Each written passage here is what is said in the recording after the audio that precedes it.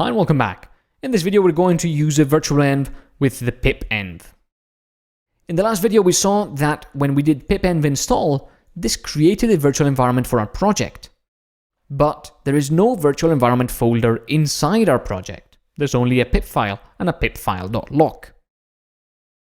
Indeed, the virtualenv location is a different folder entirely. It's this /users/jesavtr.local/share/virtualenvs/scraping books-random numbers and letters. Sorry about that. So pipenv has actually created the virtual environment in an entirely different place, which is a unique folder just for this project. Whenever you use pipenv, you can do run Python. And this is going to run the Python interpreter in that virtual environment. So when you precede anything by pipenv run, that's going to use the virtual environment that was created for you, not inside this folder but in somewhere else, as where your programs are running. So now you no longer need to activate and deactivate. All you have to do is ask pipenv to run whatever it is you want to run.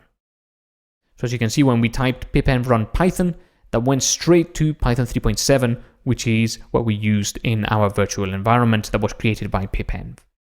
If we exit here by typing Ctrl-D, and we type pipenv run python menu.py, you can see that it all works. All the packages are installed in the virtual environment, but the virtual environment is not inside this folder, it's somewhere else.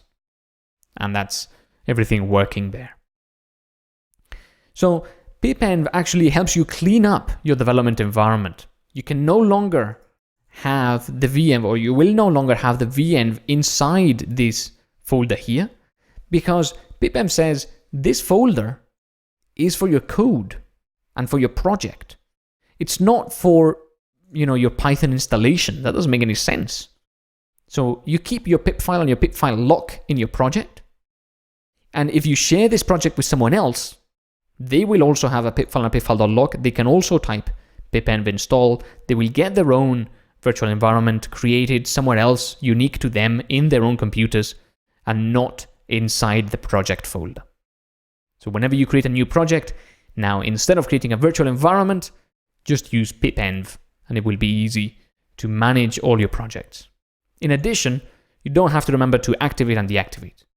Pipenv will manage your virtual environments for you. Whenever you type pipenv run, it will know how to use the correct virtual environment.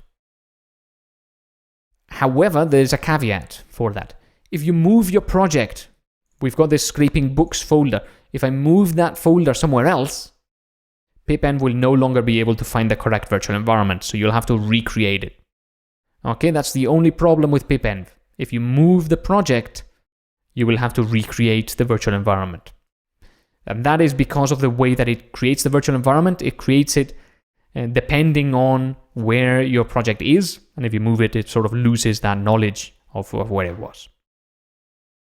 That's it for this video. I just wanted to show you how to use pipenv. And there's a bit more to pipenv that you can use. If you type pipenv, you'll get a few other commands like, how to uninstall libraries and things like that. There's some investigation you can do if you want to go into more advanced pipenv stuff, but don't worry too much about it. What you need to know is how to install it, how to run it, in order to simplify your project management. Again, that's it for this video, and I'll see you on the next one.